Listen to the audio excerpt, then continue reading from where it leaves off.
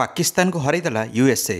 तो विश्वकपर 11तम मैच रे पाकिस्तान बनाम यूएसए मैच टी खेला जाउथला। डेलास रे खेला जाउथला एही मैच टी। दर्शक बंधु माने एही मैच रो परिणाम पई सुपर ओवर खेलागला। पाकिस्तान पाखरे चारिटा फास्ट बॉलिंग अटैक थाई मध्य साधारण फील्डिंग और बॉलिंग करिला एही मैच रे पाकिस्तान, जार परिणाम ताको भोगियाउ पड़िला। USA captain Monank Patel एणिक toss जीति बॉलिंग निष्पत्ति नेले आ कहिले 30 रु 40 मिनिट जदि आमे भल क्रिकेट खेलिबा ताले पाकिस्तान को हरईदेबा। तो पाकिस्तान प्रथम बैटिंग करी पावर प्ले रे आंठाई पकेला। मात्र 6 ओवर 30 रन करिला, 3 विकेट हरैला। पाकिस्तान 125 रन रे 6टा विकेट पड़ता।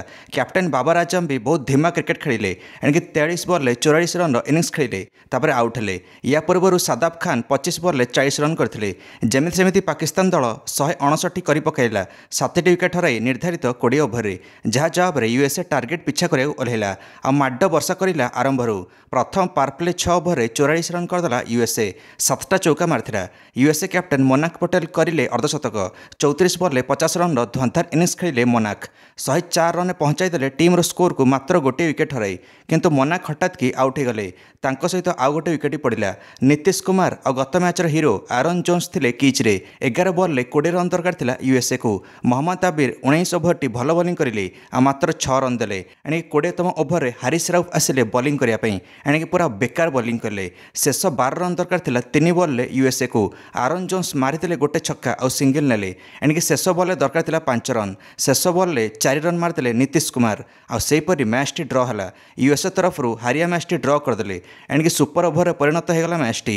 यूएसए 18 रन करदेला, तापर सुपर ओवर बैटिंग करिकी जेमिति 20 ओवर मैच रे पाकिस्तान फिल्डर्स माने कैच मिस करथिले, सुपर ओवर से भली मोहम्मद आमिर पूरा खराब बॉलिंग करिले।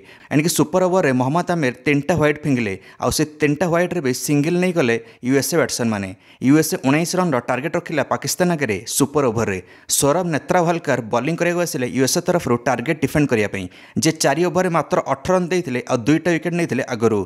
ये मात्र 13 रन देले सुपर ओवर आ गोटे विकेट नेले। 5 रन रे पाकिस्तान हारिला मैच। ऐतिहासिक विजय करिला यूएसए एही मैच रे। पाकिस्तान निजर प्रथम विश्वकप अभियान आरंभ करिला पराजयरू। यूएसए लगातार एवं 2टा मैच जीति पॉइंट्स टेबल में शीर्ष पहुंचला।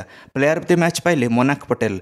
एटू सियोरिटी होगला जे को भी टीम को हल्का नहीं हेबनी चलित विश्वकप रे। एणिक 2022 रे जिम्बाब्वे ठारू परास्त होता गोटे लीग मैच रे पाकिस्तान। एथर किंतु परास्त हो जाइए यूएसए ठारू। के जानी पारलेनी कौन होगला एही मैच रे। दर्शक बंधु मैंने आपण मैंने निज मंतव्य कमेंट दे वीडियो को लाइक और चैनल को सब्सक्राइब करदे समस्त क्रिकेट अपडेट्स। धन्यवाद।